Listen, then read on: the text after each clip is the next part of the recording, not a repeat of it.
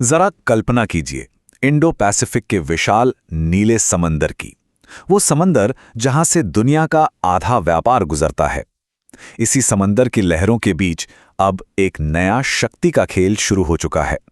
और ये कहानी है दो ऐसे लोकतंत्रों की जो हजारों किलोमीटर दूर तो हैं, लेकिन एक साझा खतरा उन्हें एक दूसरे के बेहद करीब ला रहा है। ये देश है भारत और फिलीपींस। एक हिंद महासागर का रखवाला तो दूसरा दक्षिण चीन सागर के दरवाजे पर खड़ा है। यूं तो इतिहास में इनके रास्ते ज्यादा नहीं टकराए, लेकिन आज एक पड़ोसी की बढ़ती आक्रामकता इन्हें एक ऐसे गठबंधन में बांध रही है जिसकी शायद ही किसी ने कल्पना की होगी। तो सवाल यह है कि इस नई दोस्ती के पीछे की असल वजह क्या है? इसका जवाब एक शब्द में है चीन, और खास तौर पर समुद्र में उसकी वो बढ़ती हुई ताकत जो अब दोनों ही देशों के लिए एक सीधा और बड़ा खतरा बन चुकी है। देखिए, चीन की रणनीति एक तरह की दो तरफा घेराबंदी जैसी है। पश्चिम में यानी हिंद महासागर में वो लगातार अपने नौसैनिक अड्डे बना रहा है, अपनी पहुंच बढ़ा रहा है, और पूरब में दक्षिण चीन सागर में वो अपनी 9 लाइन के जरिए लगभग पूरे समंदर पर अपना दावा ठोक रहा है। एक ऐसा दावा जिसे कोई भी अंतर्राष्ट्रीय कानून नहीं मानता। तो ये एक रणनीतिक दबाव है जिसे नई दिल्ली और मनीला दोनों ही बहुत साफ साफ महसूस कर रहे हैं। और ये तो स्वाभाविक ही है ना कि जब दो देश एक ही तरह के खतरे का सामना करते हैं तो वो एक साथ आ जाते हैं। बस इसी साझा चिंता ने इन दो दूर दराज के लोकतंत्रों को आज एक दूसरे का सहयोगी बना दिया है। लेकिन देखिए, ये साझेदारी सिर्फ किसी मजबूरी का नतीजा नहीं है। इसके पीछे साझा मूल्य भी हैं। एक तरफ भारत की एक्ट ईस्ट पॉलिसी है जो उसे दक्षिण पूर्व एशिया के और करीब ला रही है, तो दूसरी तरफ है फिलीपींस की कॉम्प्रिहेंसिव आर्किपेलाजिक डिफेंस कॉन्सेप्ट, यानी अपनी समुद्री सीमाओं की रक्षा की रणनीति, जिसके लिए उसे मजबूत दोस्तों की जरूरत है। और सबसे बड़ी बात, दोनों ही एक ऐसे इंडो पैसिफिक में विश्वास रखते हैं जहां किसी एक की मनमानी नहीं बल्कि अंतर्राष्ट्रीय नियमों का राज हो। और हाँ, ये सब सिर्फ बातें नहीं हैं, ये साझेदारी अब जमीन पर या यूं कहें कि समंदर में उतर रही है, और इसके जो नतीजे सामने आ रहे हैं वो वाकई में देखने लायक हैं। जरा इस टाइमलाइन पर एक नजर डालिए। ये अपने आप में पूरी कहानी बयां करती है। दशकों की शांति के बाद पिछले कुछ सालों में इस रिश्ते ने तूफानी रफ्तार पकड़ी है। 2022 की ब्रह्मोस मिसाइल डील, वो सिर्फ एक सौदा नहीं था, वो एक बहुत बड़ा रणनीतिक संदेश था। और अब 2025 में पहले जॉइंट नेवल अभ्यास के साथ ये दोस्ती एक बिल्कुल नए लेवल पर पहुंचने वाली है। $375 मिलियन, ये रकम इस रिश्ते की गंभीरता को दिखाती है। ये भारत के BrahMos supersonic cruise missile system के लिए हुए उस ऐतिहासिक सौदे की कीमत है जो दक्षिण पूर्व एशिया में भारत का पहला बड़ा रक्षा निर्यात भी है। तो ये ब्रह्मोस आखिर है क्या चीज? इसे आप समुंदर का एक अदृश्य किला समझ सकते हैं। ये एक सी डिनायल हथियार है, मतलब ये दुश्मन के जहाज़ों को एक बहुत बड़े समुद्री इलाके में घुसने से ही रोक देता है। और इसकी रफ्तार ध्वनि की गति से 3 गुना तेज। ये मिसाइल फिलीपींस को अपनी लंबी समुद्री सीमा की रक्षा के लिए एक ऐसी ताकत देती है जिसे कोई भी नजरअंदाज नहीं कर सकता। लेकिन ये पार्टनरशिप सिर्फ हथियारों के लेन देन तक ही सीमित नहीं है।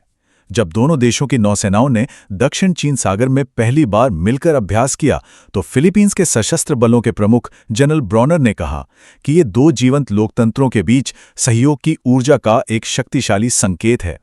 ये बात दिखाती है कि अब ये रिश्ता सिर्फ प्रतीकात्मक नहीं रहा बल्कि हकीकत बन चुका है। और जैसा मैंने कहा, ये दोस्ती मिसाइलों और जहाज़ों से कहीं आगे बढ़ चुकी है। अगस्त 2025 में दोनों देशों ने पूरे 13 समझौतों पर दस्तखत किए, और इसमें सब कुछ शामिल है। सेना, नौसेना और वायुसेना के बीच बातचीत से लेकर coast guard cooperation, digital technology, space, tourism, यहाँ तक कि कानूनी संधियां भी। मतलब ये एक ऐसी साझेदारी है जो हर लेवल पर मजबूत हो रही है।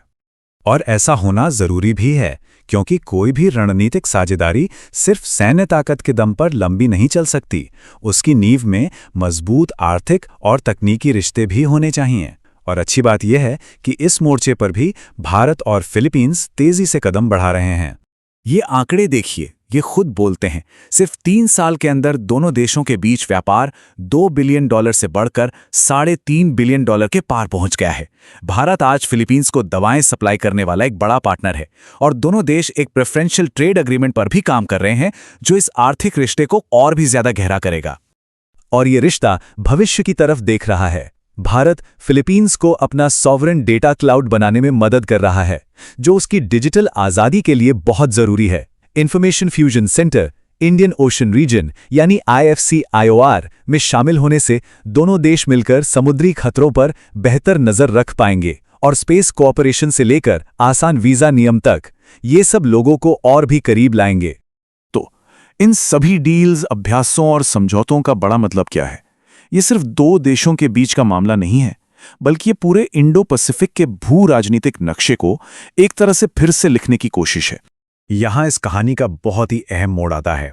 2016 में United Nations Convention on the Law of the Sea यानी UNCLOS के तहत एक अंतर्राष्ट्रीय अदालत ने फिलीपींस के पक्ष में फैसला सुनाया था और दक्षिण चीन सागर पर चीन के दावों को खारिज कर दिया था।